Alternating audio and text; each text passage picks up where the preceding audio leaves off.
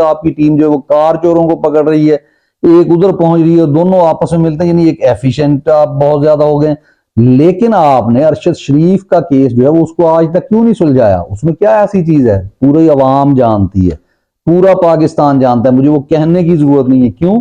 کیونکہ آپ بھی ضمیر فروش ہیں۔ یہ جو لا انفورسمنٹ ایجنسیز ہیں یہ ضمیر فروش ہیں، یہ صرف وہ کام کرتے ہیں جو جہاں پہ انہوں نے اپنی ایفیشنسی دکھائی ہے وہاں پہ آج تک یہ نہیں کر پا رہے، کیونکہ بڑے بڑوں کے نام آ رہے ہیں، بڑے بڑوں کے نام جو صحافی لے رہے ہیں، اور کس نے ان کو جو ہے پاکستان سے نکلنے پر مجبور کیا، اور پھر یو اے ای میں کس نے مجبور کیا کہ ان کو وہاں پہ بھی رہنا نصیب نہ ہوا، جہاں پہ کوئی ایک عام سا ورکر جو ہے وہ بھی انلیگل طریقے سے بھی جا کے چھپ چھپا کے رہ لیتا ہے۔ تو اس کے پیچھے کون سے اشخاص تھے؟ جناب یہ بڑا آسان کیس ہے۔ ادھر سے وہاں کی جج جو ہے وہ ہمارے فائز عیسیٰ جیسی جج نہیں، اس نے کہہ دیا ہے کہ اس میں قصوروار جو ہے وہ کینین گورنمنٹ ہے۔